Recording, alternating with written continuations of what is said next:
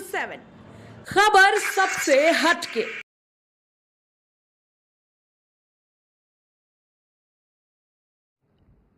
Janata Dal United Bharatiya Janata party संसदीय दल के नेता आदरणीय श्री नरेंद्र मोदी जी को भारत के प्रधानमंत्री पद के लिए समर्थन देती है।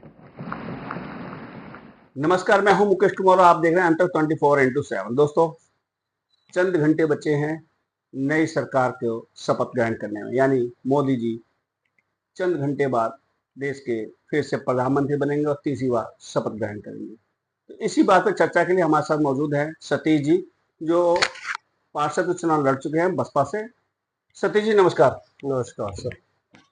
सर, चंद घंटे बचे हैं सर, मैंने तो अभी 8 तारीख न्यूज सुनी थी, शायद 8 तारीख को प्रधानमंत्री शपथ लेंगे, लेकिन वो 8 की जगह 9 हो गई है। उसका रीजन हमें नहीं पता और शायद मुझे ऐसा लग रहा है कि कल भी शायद कुछ नया खेल हो सकता है, जैसे डेट आगे बढ़ सकती है अभी, क्योंकि उनकी नहीं, ये तो फाइनल तैयारियां हो चुकी हैं, अब तो कोई गुंजाइश नहीं है सर। पता नहीं है ना, समर्थन दे चुके हैं, खबर चल चुकी है। नीतीश जी हमारे ऐसे आदमी हैं, वो सब कुछ काम तय करके फिर पीछे हट जाते हैं। नहीं, आपने शायद खबर देखी नहीं है, जो सदन में उन्होंने सभी सांसदों के बीच में बोला है कि एनडीए के साथ थे, हैं और रहेंगे। मोदी जी जो करेंगे हम उनके साथ हैं और जैसा करें देश के हित में, बिहार हित में करेंगे। बहुत अच्छे शब्द बोले उन्होंने। सर, उन्होंने बोले हैं, मैं मानता हूं सब कल का सब डिसाइड हो चुका है, उसमें कोई प्रॉब्लम नहीं है कि शायद कल कुछ नहीं होगा। लेकिन एक हमारे जो नीतीश जी है और चंद्रबाबू नायडू जी है, वो दोनों ऐसे नेता हैं, वो कभी भी पलट सकते हैं। नहीं, इस पलट सकने का मतलब चलो कोई नहीं, हम स्वरूप में अगर कहें तो मैं चाहते हैं, जनता कुछ ज्यादा समझ पाएगी। चाहते हैं कि इस बार जो एक अच्छा लोगों को वो मिला है, इंडिया को जो समर्थन मिला है 292 का, तो मेरे हिसाब से मैं चाहता हूं कि वो अब अच्छे से सरकार चलाए। नीतीश की जिम्मेदारी बनती है, चंद्रबाबू नायडू की जिम्मेदारी बनती है, जो इन्होंने मनमानियां करी है उनको रोके और जनता के हितों में काम करवाए। अगर नीतीश जी को हम प्रधानमंत्री पद पे होते तो आप कैसे देखते हो? क्या होना चाहिए? क्योंकि बहुत समय से मेरे हिसाब से तो मुख्यमंत्री उनसे ज्यादा अभी तक कोई बना नहीं है, जितनी बार वो मुख्यमंत्री बन चुके हैं। और बिहार को आज से नहीं, तकरीबन 20 साल से 22 साल से संभाल रहे हैं जी, रेगुलर संभाल रहे हैं, कभी हटते नहीं है, कभी उनके साथ कभी इनके साथ, मुख्यमंत्री वही रहते हैं। जी जी। तो अब उनकी काबिल अब वो प्रधानमंत्री बनने के लायक है। अगर वो इंडिया गठबंधन में जाते तो शायद प्रधानमंत्री भी बन जाते। अगर यहाँ है एनडीए में तो उप मुख्यमंत्री तो बनना चाहिए, उप प्रधानमंत्री उप प्रधानमंत्री बनना चाहिए। और नायडू जी को भी कोई बड़ा स्पीकर पद मांग रहे हैं वो, लेकिन पार्टी मना कर रही है, एनडीए उन्हें शायद नहीं देंगे, वो अपने हिसाब से चलाएंगे। होना चाहिए, बड़े लीडर है तो बड़े पद होने चाहिए उनके। मेरे हिसाब से गृह मंत्रालय, स्पीकर, कुछ बड़ा मिलना चाहिए इस तरह का। आपको याद होगा जब बसपा जी की सरकार थी, बहन जी की सरकार थी, भाजपा के साथ हुआ तालमेल, हुआ 2.5 साल आप 2.5 साल आप, तो उसकी क्या कंडीशन थी? छुपी है किसी से कुछ? नहीं, कंडीशन तो देखो, बहन जी ने हमारी ने जो भी 2.5 साल पहले शासन किया था उस समय, और फिर बीजेपी का टाइम था, शायद पता नहीं क्या दोनों के बीच में अंडरस्टैंडिंग खराब हुई, उन्होंने फिर एसपी के साथ जाके सरकार गठजोड़ करके मुख्यमंत्री बना लिया था।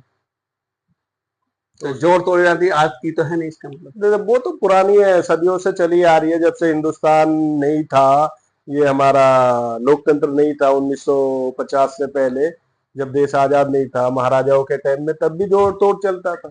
अभी क्या लग रहा है आपको? एनडीए का देखो, मुझे अभी भी डाउटफुल है, क्योंकि कभी भी ये दोनों नेता में से कोई सा भी अगर इधर उधर हुआ तो उनके लिए आगे प्रॉब्लम आएगी। इधर उधर का मतलब समझे तो? इधर उधर का मतलब कभी इंडिया गठबंधन में चले जाए वो लोग, ऐसी संभावना है? हाँ, पूरी संभावना है, कभी भी जा सकते हैं, क्योंकि जब इनकी मनमानी नहीं होगी ये अपने आप चले जाएंगे। और नीतीश जी का तो अभी 2 साल पहले का खुद का वो है, उनकी कुछ आपस में अनबन हुई जरा से किसी राजद के साथ, तो वो सीधा उनके लालू जी के साथ जाके सरकार बना ली थी, और कांग्रेस के कांग्रेस इनके साथ और राजद सरकार थी, अब तो एनडीए के साथ है ना अब तो।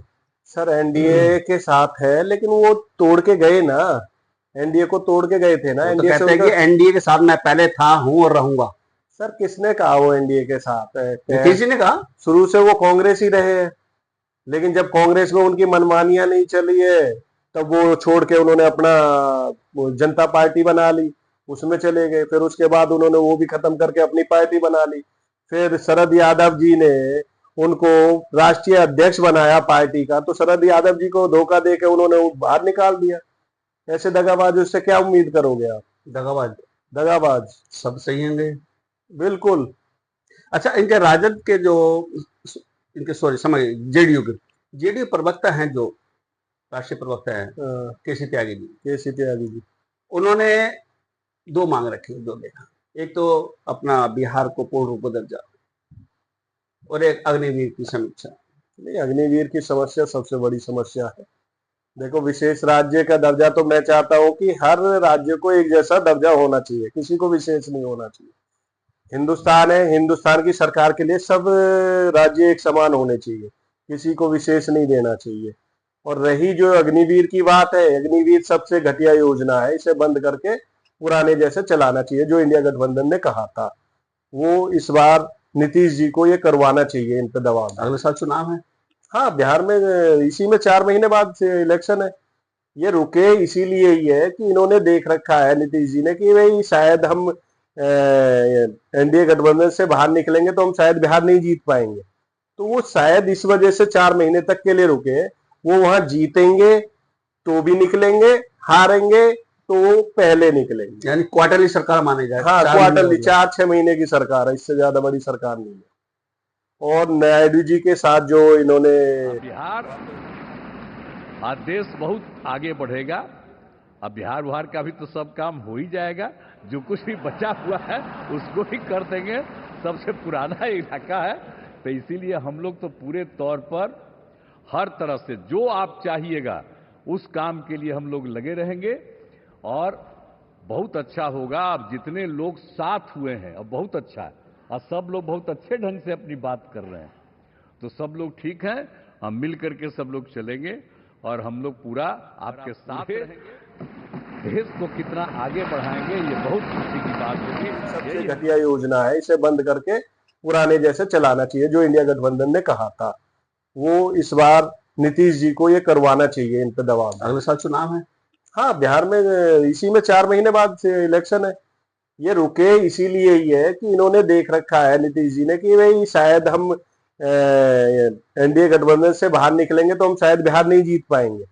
तो वो शायद इस वजह से 4 महीने तक के लिए रुके। वो वहां जीतेंगे तो भी निकलेंगे, हारेंगे तो वो पहले निकलेंगे। यानी क्वार्टरली सरकार माने जाए। हाँ, क्वार्टरली 4-6 महीने की सरकार है, इससे ज्यादा बड़ी सरकार नहीं है। और नायडू जी के साथ जो इन्होंने वहां पे अपना वो करा है, मुसलमानों को 1 लाख रुपए हज देने के लिए बोला है, प्लस ओबीसी में 4% आरक्षण देने के लिए बोल रहा है, चल ही रहा है। जातीय आरक्षण की बात, जातीय आरक्षण चल ही रहा है। उसको ये बंद करने के लिए बोलते थे बीजेपी वाले। अगर ये कैसे बंद करेंगे उसको? अब नहीं रोक पाएंगे, क्योंकि वो नायडू जी को मना नहीं करेंगे किसी चीज के लिए। और वो आरक्षण चलेगा तो यहाँ पे हिंदुत्व इनका खराब होगा, एनडीए का। जो एक ऐसी सरकार के साथ है जो मुसलमानों को आरक्षण दे रही है, जो कहते थे एससी ओबीसी का आरक्षण छीन के कांग्रेस दे रही है, ये तो अब खुद दे रहे हैं। वैसे एक बात तो है, अगर हिंदुत्व के नाम पर या हिंदुत्व की सरकार बनती तो क्या बुरा था? देश हिंदुस्तान का, सभी हिंदुओं का है। जब पाकिस्तान बना तो उस टाइम ये बात हुई थी, अगर किसी को हिंदुस्तान आ जाए उसको।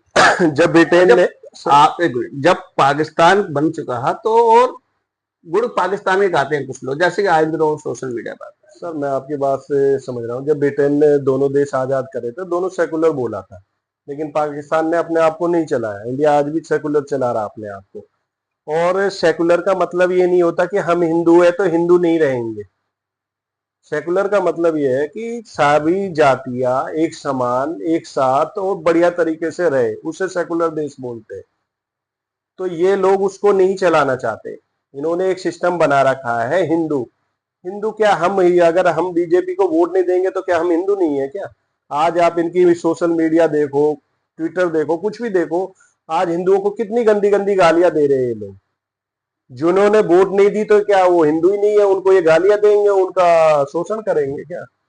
तो संविधान में और ये जगह है नहीं ऐसे शब्दों को तो। वो नहीं है, लेकिन ये हिंदू जिसको ये हिंदू कहते हैं वो हिंदू इन्हें और बुरी तरह हराएगा अगर इस तरह से करेंगे। हिंदू को इन्हें सम्मान भी देना पड़ेगा, हिंदू को इन्हें रोजगार भी देना पड़ेगा, हिंदू को इन्हें महंगाई से बचाना भी पड़ेगा। आपने बिल्कुल सही, रोजगार की बात करते हैं। हाँ रोजगार के नाम पे काफी हद तक नुकसान हुआ है सर, बहुत नुकसान है भाजपा को। हर फील्ड में जनता को नुकसान है रोजगार का।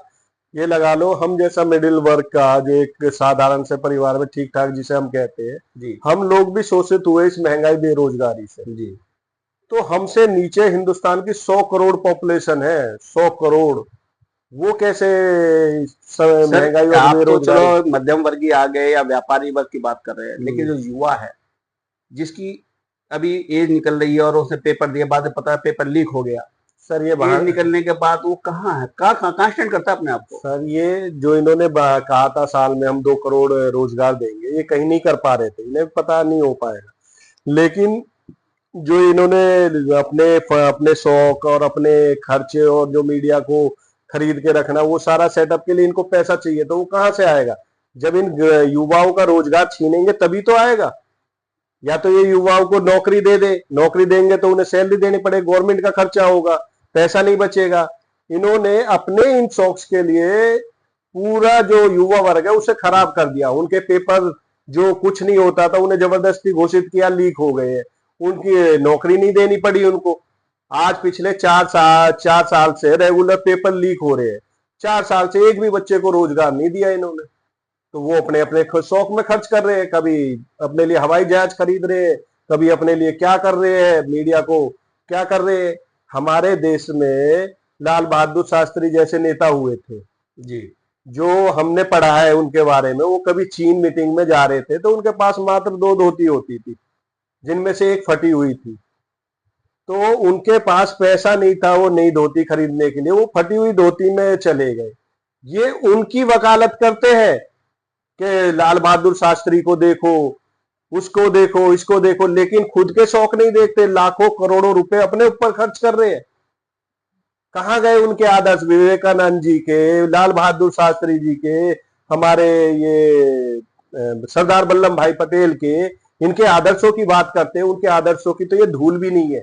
ये सिर्फ जनता को उनकी सिंपैथी लेके बेवकूफ बनाया 10 साल। अब जनता समझ चुकी है इनके बहकावों में नहीं आने वाली। अगर हम देखते हैं आपकी बसपा को, सर बहन जी ने इलेक्शन लड़ा, अपना उत्तर प्रदेश में भी लड़ा, दिल्ली में भी लड़ा। अब यह है कि जनता कहाँ किधर जा रही है उसे हम दोष नहीं दे सकते। हम तो यही कहेंगे कि जितना भी हमें वोट दिया है सबने, जनता ने बराबर दिया, और हम चाहेंगे आगे और मेहनत करेंगे। हमारी पार्टी समीक्षा करेगी कि भाई हम लगता है बहन जी भी इंडिया गठबंधन के साथ होती शायद कुछ अच्छी सीटें निकाल पाती? सर मेरे हिसाब से वो तय नहीं है, क्योंकि हर आदमी की अपनी पॉलिसी होती है। बहन जी ने भी समझा होगा कि शायद हम गठबंधन से अलग होके चलेंगे, किसी भी गठबंधन में नहीं रहेंगे, तो हम अपना आगे अच्छा वजूद बना लेंगे, जो शायद सफल नहीं हुआ। हम पहले की तरह फिर दोबारा माइनस में चले गए। कोई नहीं, आज नहीं कल होगा, लेकिन हमेशा अकेले ही लड़ेंगे। थैंक यू, धन्यवाद। तो दोस्तों देखा आप सतीश जी ने जो बातें कही, इन पे कितना अमल होता है ये तो आने वाला समय बताएगा, क्योंकि जैसे ही कल प्रधानमंत्री शपथ लेंगे और अगर इस सरकार को कामयाबी मिलती है और सब दलों को साथ लेके चलते हैं तो यकीन मानिएगा देश आगे तरक्की की राह पर चलेगा। और जैसा कि सतीश जी ने बताया है कि बिहार चुनाव के बाद नीतीश जी का रुख, या जिस नाम से मशहूर है पलटू राम जी के नाम से, वही होता है, तो शायद सरकार के लिए कुछ मुश्किलें खड़ी होगी। तो देखना ये अब सभी दलों को लेकर के सरकार कितना आगे बढ़ती है, और खास तौर से रोजगार को लेकर के, अग्निवीर जो समीक्षा के लेकर के, इसके साथ साथ ग्रामीणों को लेकर के। चलिए चलते हैं किसी और नई चर्चा की ओर, तब तक देखते ही अंतक 24/7।